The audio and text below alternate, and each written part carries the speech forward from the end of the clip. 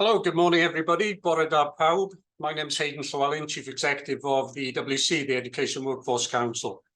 I'd like to give a warm welcome to you this morning to this briefing by the EWC. This is something we've done a number of times, and it's a short 1 hour briefing on our annual workforce statistics. So the data we're going to share with you today is as of March of this year. I'm joined by two of my colleagues for this briefing today, and they're going to do the bulk of the work, actually. So David and Nia, would you like to introduce yourselves, please? Dave first. Good morning to you all. My name is David Brown and I'm the Director of Regulation. And Nia? Bore da, fi di Nia Griffith a fi di rheolwr data yma hefo'r Cyngor Gweithlu Addysg. Thank you to you both. A little bit of housekeeping from me to begin with, and then I'll make a brief introduction, and it's over to the team to do the bulk of the session today. So as I say, a bit of housekeeping from me. Today's event is bilingual. Nia's going to speak quite a bit in Welsh, but we have a translator on hand in Lowry. So as always, click on the globe, the translation button to get the Welsh language version if you so wish. We are on social media today. We're not going to do loads on social media, but we are going to be using the usual hashtag. So it's EWC events. So if you want to pop some things on Twitter, we will be, feel free. If you happen to lose a link during the session, we hope you won't, just come back in on the same link and you'll get back into the session. In terms of questions and recording, we're not going to take questions during the briefing today, but feel free to pop any questions you have into the chat. The team will collate those, pass them over to me, and we'll take questions. Also, we've got about 50 in the room at the minute. We're going to try and be ambitious and invite you at the end to pop hands up as well. So we'll try and take questions both by hands and also the ones in the chat as well. But as I encourage you to pop things in the chat when you see things of interest to you. The event's been recorded. We're often asked, look, I can't make the briefing. Are you going to pop it up on your website? We absolutely will be doing that. And we're streaming live on YouTube today as we usually do. Okay, so there's the housekeeping. Nia, if you can get the slides up and pop onto the second slide, and I'll just introduce the session briefly in terms of the data side, then hand over to Dave and Nia. So as I say, without further ado, we're going to make a start. So next slide, Nia, please. So a little bit of background for you. The EWC, by statute, maintains a register of education practitioners. For many years, up until 2015, when we were known as the General Teaching Council for Wales, the register only contained school teachers, but there was an expansion. We became the EWC. Now we register far more groups. So the data we're presenting to you and is contained in the annual workforce statistics that are on our website covers the 7 registered groups that we had in March. As David will explain, we have further registration categories now as well, and they'll be in next year's report. But there's plenty of data for you to get your teeth into.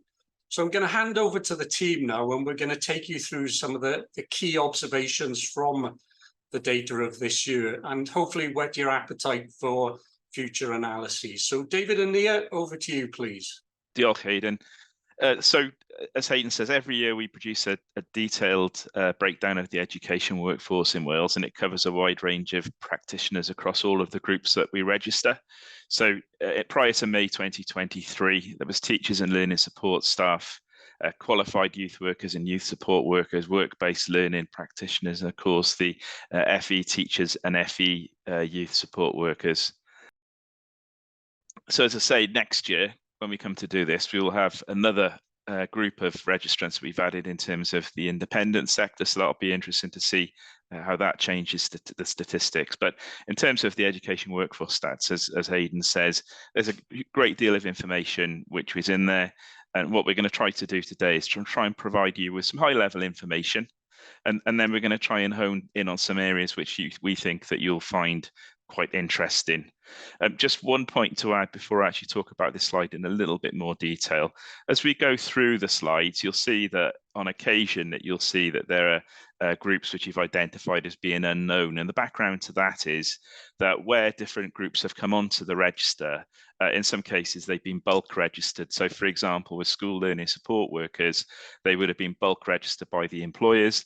And that means in some cases that we don't have certain information. So for example, ethnicity and national identity are areas where you can see those being identified as unknown. So what we try to do is to try and pick that up through data capture exercises, and whenever we have any kind of stakeholder meetings, that we will try to sort of get people via QR codes and things like that to make sure that they update their records. So hopefully in a reasonably short space of time, we should be able to try and get far more information, which at the moment we have listed as unknowns. So in terms of this particular slide, then obviously this is a position on the 1st of March 2023, and that you can see quite clearly that the biggest group of registrants is the school learning support workers. Just in terms of this slide, this actually shows the people who are actually registered in each of those categories. In some cases, you have people who are registered in more than one category, but we actually had 88,748 actual people registered on there, so just shy of 90,000 people. So as I say, plenty of information in there. That's the high level kind of picture, if you like, of the register at the 1st of March 2023. And now we'll go over to Nia, who will give you a little bit more detail and take you through the detail of the statistics for you. Thank you, Nia. Diolch, David. So the first slide I'm going to look at is gender. The education workforce is more females than males across all registration groups. The majority of school teachers are female at 75.5%. The gender balance is stable with little change year on year. For example, in 2019, 75.5% of school teachers were female. This has been consistent every year apart from 2021, where the figure was 75.7%. For school learning support workers, a higher proportion, 85.5%, are female in comparison to the other registration groups. This has also been very consistent since 2019, albeit the figures have reduced slightly from 87.1% in 2019 to 85.5% in 2023. FE teachers have a more balanced gender split in comparison to the school sector, with 59.3% female. This figure has remained around 60% since 2019. We haven't put the slides up for the previous years, but if you were to look at the Workforce Statistics report, you'll see that the gender profile remains stable across all the registration categories. This slide is showing the age profiles of our registrants. As you can see, each category has its own distinct age profile. Teachers are showing the majority of registrants are between the ages of 30 and 49 years, which is 58.2%. Of the 21% in the 50 to 59 year bracket, 12.7 are 50 to 54 years old, and 8.2% are between 55 and 59 years old. 55 years is the minimum pension age for school teachers currently. The importance here is ensuring that enough newly qualified teachers are coming into the workforce to replenish those leaving. Comparing this to school learning support workers, you can see that 32.7% are under 30 years old. In fact, 18.1% are under 25 years old. Moving on to our post-16 registration categories, we're seeing a different profile again. This time, FE teachers are showing 56.5% of registrants being between 40 and 59 years old. Compare this to a much flatter age profile for FE learning support workers in each age range, apart from 60 years plus, and they are recording more than 21% in each one. The historic trend for these is showing that figures have been stable for several years. The work-based learning practitioners are showing a distinct peak in the middle of the age profile, with 27.1% of registrants being between 40 and 49 years old. Qualified youth workers are showing a similar mid-profile peak, however, are weighted heavier towards the younger age groups, and only 6% of registrants are over 60 years old.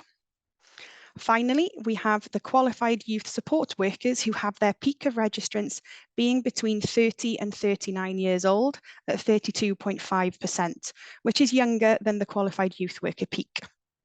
They also have more registrants being under 30 years than the qualified youth workers, and they have 20.2% in comparison with 13%. Moving on to ethnic groups. Please note here that the chart at the bottom of the page is only showing mixed multiple groups: Asian, Asian British, Black, African, Caribbean, Black British and others, as the large figures in the other categories skews what we are able to see. But the figures are available for you in the top of the page. Please note that we do record individuals who do not wish to record their ethnicity separately to those who are unknown. We are actively trying to reduce the number of unknowns or blanks on our database so we can provide the most accurate representation as possible of the workforce. As you can see, the highest percentage by far are in the school learning support worker category, where 2.9% of registrants are recorded as being Asian or Asian British. Next, we have 1.8% of FE learning support workers registering as Asian or Asian British, as well as Black, African, Caribbean, Black British. The school teacher registrant groups is showing the smallest percentage over these ethnic groups. We believe that ethnic groups are being underrepresented across all categories in the workforce and that it doesn't match the general population profile in Wales. As you might expect, the majority of registrants' national identity has been recorded as Welsh or British. The highest percentage of those with a Welsh national identity can be found in the teacher category at 63.1%, followed by qualified youth support workers at 52%. But as you can see, all our registrant groups are showing over 40% as Welsh. I'll also draw your attention to some high figures of unknown national identity that we hold on the register. This is not a mandatory field, so people can choose not to complete it as it's a self-declaration. However, a recent data capture project has been undertaken aiming to reduce these unknowns or blank fields for school learning support workers, FE teachers, FE learning support workers and work-based learning practitioners, so we're hoping to see a reduction going forward. Here, you can see the percentage of registrants who have declared themselves as having a disability. The definition of disability under the Equality Act 2010 is a legal one, not a medical one. This means that we are recording the registrant's declaration in this slide. This is a field where, unless the individual selects yes, it will be counted as a no. The chart at the bottom of the page is showing the percentage of those registrants who have selected yes in that declaration. Qualified youth support workers have the highest percentage as 6.3%, followed by qualified youth workers at 5.4%. The two lowest percentages are work-based learning practitioners at 2.5%, and then school teachers with only 1% of their registration category declaring themselves with a disability. This is another area that we feel is being underrepresented within the workforce due to the self-declaration element of the data. This slide shows the Welsh speaking and Welsh working ability of the workforce. This is a self-declaration, and the question on the registration form asks if the registrant is fluent or fairly fluent in the Welsh language, as well as having been trained to work, currently works, or has ever worked through the medium of Welsh or feels confident to do so. As you can see, the majority of registrants across all categories have declared that they are not fluent or fairly fluent and do not have or do not work through the medium of Welsh. These are the dark blue and dark pink coloured bars. The dark green and the maroon bars are the percentages of those who have ticked yes to being fluent Welsh speakers, as well as working or have worked through the medium of Welsh. The trend of Welsh-speaking school teachers of 33.2% are those who are able to work through the medium of Welsh, being 26.5%, and this has remained fairly static with little year-on-year change. For school learning support workers, 15.2% are able to speak Welsh and 10.2% have declared that they are able to work through the medium of Welsh. The lowest percentage of both can be seen in the qualified youth worker category, with 13% speaking Welsh and 8.1% working through the medium of Welsh. The two categories with the highest percentage of registrants unable to speak or work in Welsh are FE learning support workers and work-based learning practitioners, with both recording over 76% of the registration category neither fluent nor fairly fluent in Welsh language ability, and then both recording over 80% as not being able to work through the medium of Welsh. This slide shows our retention data. The first column shows the total number registered in each registration category in 2023.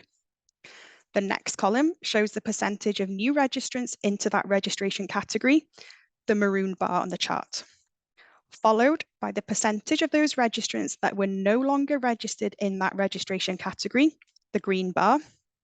And the final column is showing the percentage increase or decrease in overall figures for that registration category in 2023, the dark blue bar. As you can see, all registrant groups are showing an increase in registrations in comparison to 2022. The biggest by far being school learning support workers at 16%, followed by FE learning support workers at 11.3%. At the opposite side of the scale, we have work-based learning practitioners who have 0.2% increase and FE teachers with 1.2% increase. Then both school teachers and qualified youth support workers are showing a 1.6% increase. And as I don't want to leave anybody out, you can see that qualified youth workers have seen a 5.2 increase in their registration numbers. This slide is tracking the 2018 cohort of registrants in that category of registration. These registrants first registered with the EWC in 2018, and then we've followed their registration through each year to 2023.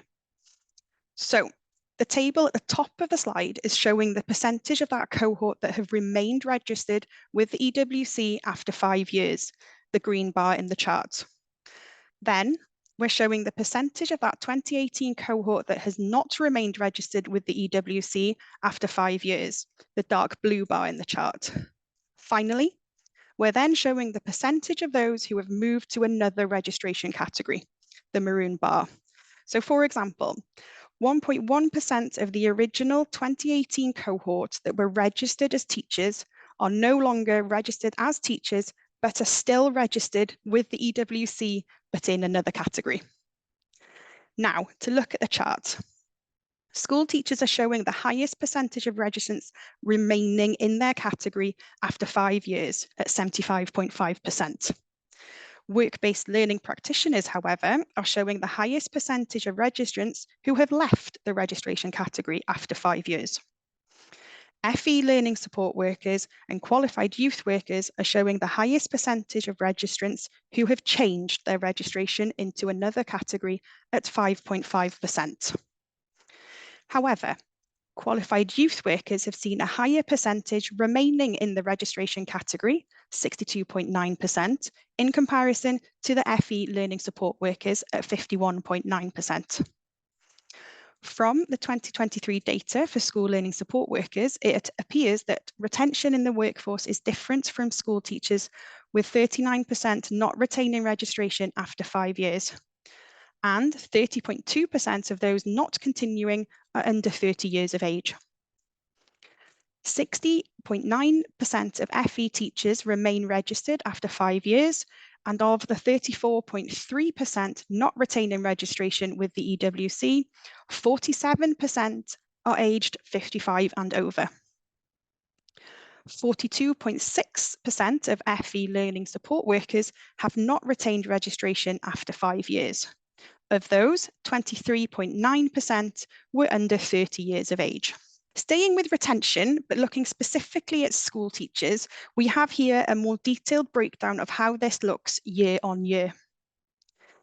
In the top table, you can see the change for the past 5 years. The first row is showing the total number of registrants for that year.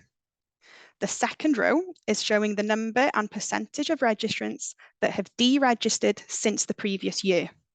For example, of the 35,929 total registrants in 2018, 2,601 of those have deregistered by 2019. Then the next row is showing the number of new registrants we've had into the registration category. So staying with 2019, we had 2,601 deregister, but 2,217 new registrants into the school teacher category. So the last row in the top table is showing the difference in total registrations And for 2019, we had a negative 384 registrants, which meant that we had more leaving the registration category than we had coming in. This decrease can also be seen in 2020 and 2021. However, 2022 and 2023 are showing positive numbers, with 2022 having an increase of 490 registrants in comparison with 2021, and 2023 seeing an increase of 581 registrants in comparison to 2022. Apologies, the bottom table is showing the 2018 cohort tracking data for school teachers in more detail. What we have here is the year-on-year breakdown of that cohort. So after 1 year, we can see that 92.8% of school teachers have remained registered, 0.5% have changed registration category, and 6.8% are no longer registered as a school teacher. This then follows them every year, showing a cumulative total at 2023, where 75.5% remain registered as school teachers. 1.1% have changed registration category, and 23.3% are no longer registered with the EWC in any category. Now, we've given an overview of the education workforce statistics, and we're going to look in more detail at some aspects of the data that we find interesting. This slide relates to the highest recorded qualification on the register for FE teachers, work-based learning practitioners, qualified youth workers, and qualified youth support workers. Qualified youth workers and qualified youth support workers have a mandatory qualification requirement to be able to register with the EWC. To give examples of levels using the qualifications and credit framework, we have level 3, which is the equivalent of an A-level or a foundation diploma. Level 4 is equivalent to a HLTA or an IQA, which is the internal quality assurance of assessment processes and practice. A level 5 is the equivalent of a higher national diploma or a foundation degree. Level 6 is any bachelor's degree, such as a BA or a BSc. Level 7 is a master's or a PGCE. And level 8 is a PhD or any kind of doctor of. So 54.9% of all FE teachers have a level 7 qualification as their highest recorded qualification, which is the equivalent of a master's or a PGCE. Work-based learning practitioners have more of a variation of different levels of qualifications, as it would be dependent on their role. However, 26.6% have a level 7 equivalent qualification. All qualified youth workers must have a mandatory qualification to register with us. And as you can see here, the majority of those, which is 70.9%, have a level 6, which is the equivalent of a bachelor's degree. Qualified youth support workers have the majority of their registrants recording a highest qualification of level, which is a level 3, which is equivalent of an A-level or a foundation diploma. And this is 41.3%. Then at level 2, we have 34.5%, which is the equivalent of a GCSE. This shows the number of school teachers and school learning support workers that have supply recorded as their main employment. Here you can see how things have changed over a 5-year period. The number of school teachers has shown a steady decline over the past 5 years, going from 4,759 in 2019 to 3,867 in 2023.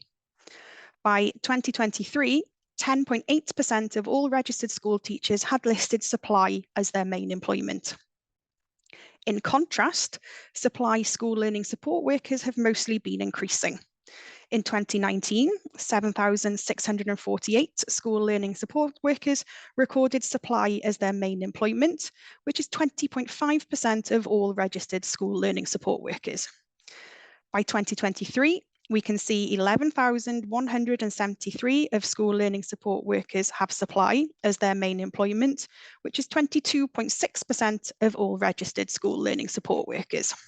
This slide isn't based upon the workforce statistics. This is the report. This is an additional breakdown of the age profile of supply teachers and supply learning school support workers in the school sector.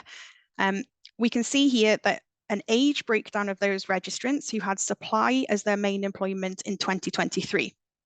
Straight away, we can see a difference in that age profile between supply teachers and supply school learning support workers. 22.7% of supply teachers are under 30, while 48.5% of supply school learning support workers are. In contrast, 39.3% of supply school teachers are 50 years or over, while 15.3% of supply school learning support workers are. Another trend we can see is the year-on-year change in the total number of registered school learning support workers. As you can see, 2020 is showing a 3.4% increase from 2019, but 2021 is only showing a 0.2% increase on 2020 registrants. But 2022 and especially 2023 are showing two very large increases at 10.1% and 16% respectively. Moving now to look at newly qualified teachers. Here we can see a table comparing the total number of NQTs to the number of NQTs who have trained in England and then registered with us once they gained their qualified teacher status. We can see a peak of total NQT registrations in 2021, followed by a decrease in those registration numbers. The second row shows the number and percent of those NQTs which trained in England and then registered with the EWC. As you can see, these numbers follow a similar trend, but with a peak in 2022 of 24%, followed by a decrease in 2023 with 273 registrants at 20% of NQTs who had been trained in England. That's all from me. I'm going to go back to David for a summary. Diolch, Nia. So as you can see, I've had an awful lot of information presented to you this morning. And it might well be that you've got different areas of the information that we provide that you'd be particularly interested in. But what I've tried to do is just set up some takeaways for you based on our own assessment of it. So firstly, you will see that the education workforce continues to be predominantly female. Each registration category is showing a different age profile, but that age profile for each category is in line with what we found to expect, or what we've come to expect rather. Ethnic groups continue to be underrepresented within the workforce when compared to the general population. The majority of registrants do identify as Welsh, followed by British. The disability self-declaration is another area that is underrepresented within the education workforce. And as Nia said, some of that may also come down to the different definitions that you have within disability, one of them, of course, being a legal one. The data relating to the Welsh language ability and ability to work in Welsh has remained stable over several years, with teachers having the highest percentage of Welsh ability of all categories. Particularly interesting, both the school learning support worker area and the FE learning support worker area have shown the largest number of new registrants. So 31.5% of all of the people registered in the school learning support worker category, for example, joined for the first time. For the year ending 31st of March 2023, and 28.6% say for the FE learning support workers. There are notably more supply school learning support workers than supply teachers. So as Nia said in one of later slides, 22.6% of all of those registered school learning support workers have listed supply as being their main employer, and that's compared with 10.8% of school teachers. And then finally, for the takeaways, teachers have the largest percentage of registrants remaining in that category after 5 years at 75.5%, while work-based learning practitioners have the least, with only 45.6% remaining registered after 5 years. So hopefully we've managed to sort of give you a really good taste of what's obviously been quite a detailed piece of work by the data team. And I'll pause now and go back to Hayden. Diolch. Thanks very much, David, and to Nia as well.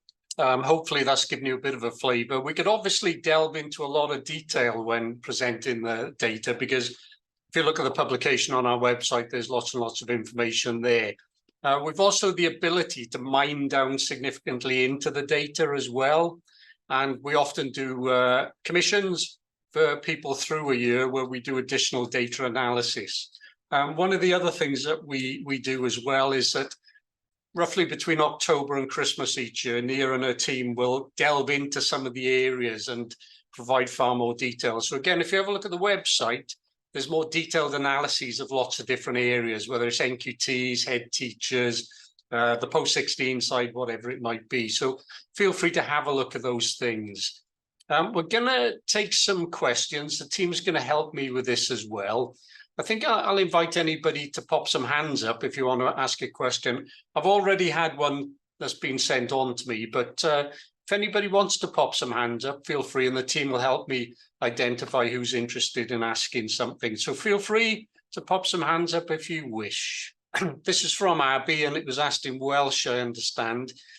So I'll invite the team to respond to these. Is there any work being done to complete the unknown information that was referred to? Ie, dwi'n hapus I ateb hwnna yn Gymraeg. Dyn ni newydd orffen gwneud prosiect mawr hefo casglu y data yma, a dyn ni wedi gwneud hynny hefo y grwpiau gweithwyr cymorth dysgu a wedyn y sector ôl 16. Dyn ni'n yn gobeithio fyddwn ni'n gallu ymestyn hyn a gwneud hyn yn darn o waith mwy aml, ond ar hyn o bryd, dyn ni wrthi yn gweithio drwy lot fawr o data. Dyn ni wedi cael ymateb da iawn i'r e-bost ac y negeseuon sydd wedi mynd allan yn gofyn I bobl diweddaru eu cofnod a cwblhau y data yna. Felly, dyn ni wrthi mynd drwy y data dyn ni wedi gael, a dyn ni'n gobeithio fydd y data flwyddyn nesaf yn lot mwy clir a cynrychiolol o'r gweithlu addysg. Thank you, Nia. Second question we have again in the chat, which is from Ben. And Ben's asking about COVID. So again, David and Nia, what's your take in terms of the impact of COVID on the workforce and in turn the statistics? It's something we talked about a lot internally. Yeah, you could see some of the patterns on the charts where you would have that impact of 2020-21, and you could see that specifically with supply learning support workers. You could see that there was a large influx for 2022 and 2023, which would mirror with some of the information that we know that's happened down on the ground within the education workforce, with more funding and more support going to schools to be able to deal with that pandemic. Okay, thanks, Nia. Some of the things that I'd just add to that as well that we've observed during the pandemic, just a couple of ones of interest. The catch-up money from Welsh Government clearly had an impact. Our teacher numbers increased, learning support numbers increased as well. So we saw that. On the supply side, the data was quite interesting during the 3 years, because initially we saw a drop in supply numbers on the register because there wasn't any work. Schools were shut. And then when the catch-up money kicked in, we saw increases supply-wise, both of teachers and support staff. So there were some impacts like that we observed in the data. Okay, questions are coming through thick and fast now. One from Tegwyn Ellis from the Leadership Academy. Tegwyn's interested in the leadership story. What insights can you share? Nia, I told you that one would be coming, didn't I? So on the spot with that one. Thank you, Tegwyn, as always. Yeah, diolch Tegwyn, thank you. We always look into these pieces of information. Leadership is something that we are particularly interested in. We have had a recent project to look at this, and it's a very interesting piece of work. We're hoping that we can look at this in more detail in the forthcoming years, as well as we know that there is there's a potential impact in head teachers that we're hearing about on the ground, and we're looking forward to seeing if that is actually reflected in the data.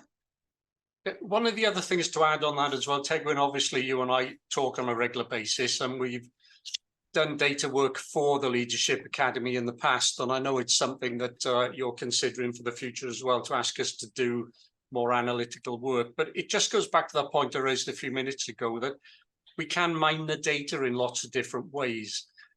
We will put our own publications out with additional analyses every year, but we're happy to do work on behalf of others. Obviously, head teachers and leaders is an area where there's plenty of mining work that can be done. So it's something Tegwyn and I talk about fairly regularly. Okay, next question is from John Daly. John Day, my apologies, John. really good question, this one. If I read the figures correctly, there's been a drop of nearly 6,000 registered teachers on the timeline presented, even though during the period there was an increase of NQTs for a couple of the years. What's your take on this one? Is it intentional? Are there efficiencies and so on?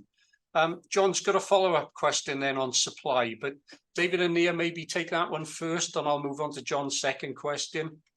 Yeah, so we are seeing, I'll just have a look at the retention data first. I mean, we are seeing that a lot of teachers are remaining in the registration category. So, you know, there will be fluctuations in numbers, and as long as we have that input of NQTs and coming into the registration category, the profile that we're seeing will remain as stable as possible. You know, we are monitoring this year on year, and what we're seeing is that is fairly stable. The change from year on year isn't massive. And then, of course, you know, we've got things within the we've got the promotion of careers, we've got Educators Wales. We are doing what we can to encourage people into the education workforce. Thanks a lot, Neil. I'll go on to John's second question. I think I expected John to ask a question on supply, really. Has there been any increase in the use of supply? And is there any evidence to show NQTs going to supply after graduation, or is this a move? Nia, I'll take this one if that's okay. Supply is an area, John, EWC and myself, and previously at GTW, has looked at with a lot of interest. And we feel we've reasonable intelligence when it comes to supply, because our registration team works with all of the agencies on a daily basis, because they need to ensure their staff are registered with us. And I meet the likes of New Direction and other agencies on a regular basis just to touch base, really. So we feel our intelligence is reasonable. You'll see on the supply numbers that Nia and David presented for teachers that we've always had around about 4,500 teachers on the register who say their main employment is supply.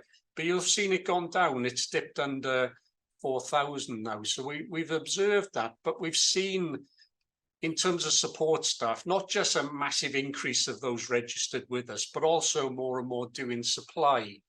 And my understanding is now that most of the agencies are, more of their business now is on the supply support staff side rather than the teacher side. So we've seen quite a shift there, okay?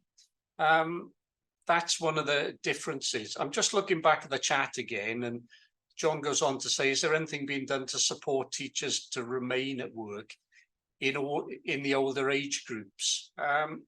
This is a good one. This isn't for the EWC to do, in effect. You know, this would be for government or employers and so on. But I think it's a good one, question-wise, because you see in other professions an encouragement sometimes to keep people on a part-time basis, perhaps. But what you see in teaching, in particular in schools, is on the supply side, you see the predominance of supply teachers either being young in their career or older in their career because they've retired and they may be doing a bit for the old school. But I think, John, your point there is an interesting one, because you do see in other professions an encouragement to try and get practitioners to stay on a little bit on a part-time basis and help them to do that.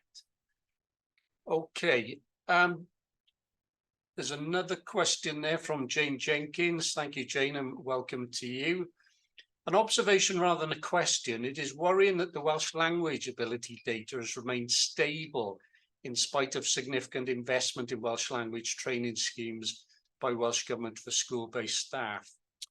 Nia, do you want to come in on that and just confirm what we've observed in the data in terms of Jane's point there, and I'll add to that? Yeah, yes, we are seeing that remaining stable. And of course, we do have the Welsh Government projects of 1 million Welsh language speakers by 2050. So there are obviously things happening. We are seeing what we're seeing is the percentages are remaining stable, but the numbers are fluctuating slightly.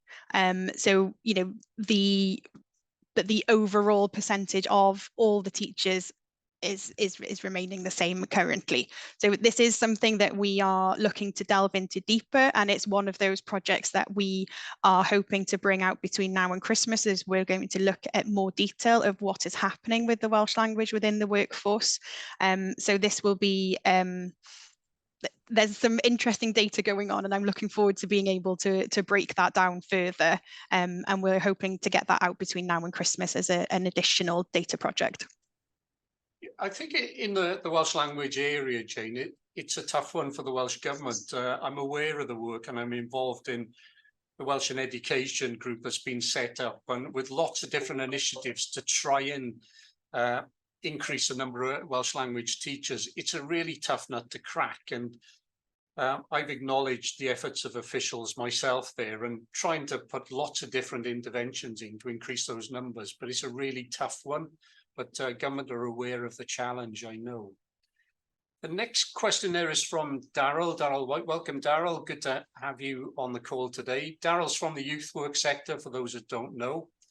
Is there a way of finding out how many youth support workers or youth workers are working towards their qualifications that then progress on to registering as a youth work when they qualify?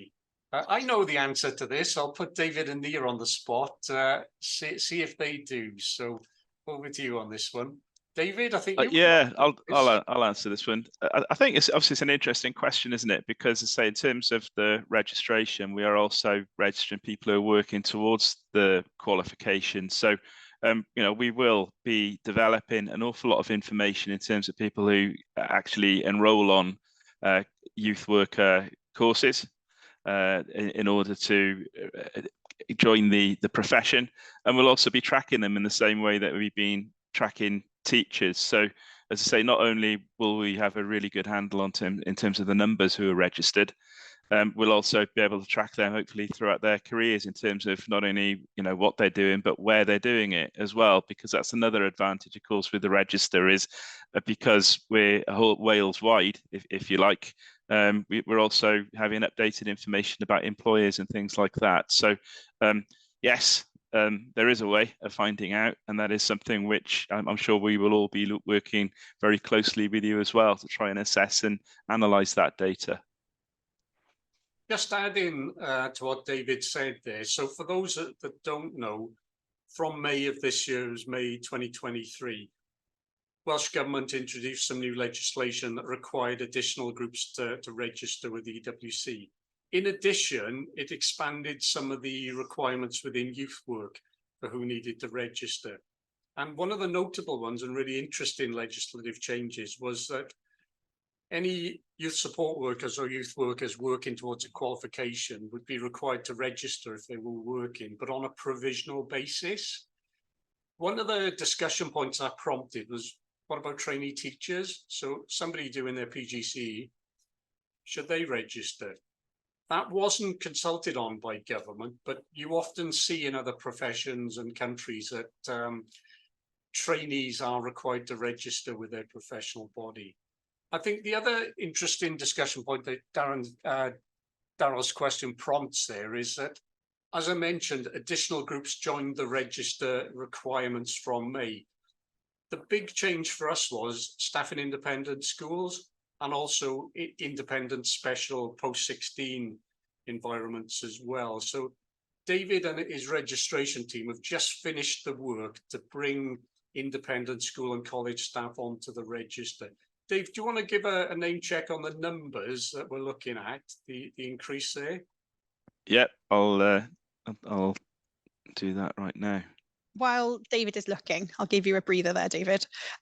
One thing that we have been looking at with the retention data is we are tracking the different registration categories that our registrants are moving to. And, you know, the retention data has been the first time that we have included that into the workforce stats this year.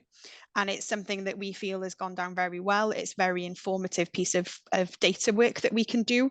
So we are hoping that going forward, forward that this is something that we can look into in more detail, and that tracking of cohorts will be able to see where they are going to. So for example, we can look at qualified youth support workers and see if they are indeed moving into the qualified youth worker registration category. So thanks, Nia. So in terms of the independent schools, then obviously this isn't data that we would have had for the education workforce stats. So I'll give you the most up-to-date data that we've got. So in terms of independent school teachers, we've now got 1,580 registered. In terms of independent school learning support workers, we've got 845 registered, and then in the independent special post-16 institution teachers, we've got 63, and then in the independent post-16 institution special schools learning support, we've got 207. So just an interesting point there is that in the independent schools, we've got more teachers than school learning support workers, and in the independent special school sector, we've got more school learning support workers than teachers. So there's some quite interesting things already that we can see, which we'll take great interest in over the next few years. Thanks, David. A couple of other bits and pieces on the chat. John Daly again asked, will we share in the slides? Yeah, we're absolutely going to do that. I think we're putting those up on the site as usual, so they will be available. And feel free to come back to us if there's anything you see in hindsight you want to raise. I'm probably going to make these next to the last couple of questions. One from Menai. Welcome, Menai. Good to see you on the call. You mentioned projects that have been undertaken to analyse leadership in particular. Can these be shared or publicly available? Nia, tell me what's on the website already in terms of leadership data, and say what the plan is for that area moving forward, please. I'll unmute myself. We already have some information up to 2022 on leadership data on our website as part of a data insight. We have done a paid piece of work for one of the consortia, which we're still working on, and then we're hoping that we can update those 2022 figures as soon as possible. We're not looking at doing it, I don't think so, for this year. We've got other exciting projects in the pipeline, but we can look to do it in the future because it's an interesting piece of work. It's something that a lot of people have a lot of interest in, and we will do our best to get this out as soon as possible. Further question there from Daryl on the youth work side. This is a rather technical question. So Daryl, what I'll do with this one, we'll take this offline, but the advice is just contact our registration department, notably Mark Phipps, our registration manager, and he'll help people like that through. We're talking pretty small numbers there, but we have had one or two queries of that nature as to which category the person registers in. But encourage anybody just to talk to Mark, and he'll help with that. I understand, David, Mark's going to be at the TAG group on the youth work side in terms of training providers soon as well to talk through specifics like that. Am I right? Yes, that's right. Yes. Okay. All right. I'm going to bring us to a close. So a big thank you to everybody. Jess has popped up the email address there on registration as well. Good to see the numbers. Data is always one of those areas where you're either really interested or you're not interested and don't come. But we're very pleased with the number of attendees today. And what we often find when we do these sessions, we get requests from trade unions, consortia, or elsewhere to come and repeat the presentation. FE colleges as well sometimes. So we're very happy to do that if you'd like. So if you want the session repeated, we're happy to do it or bespoke it a bit for your audience, but it'll be up on the website in due course.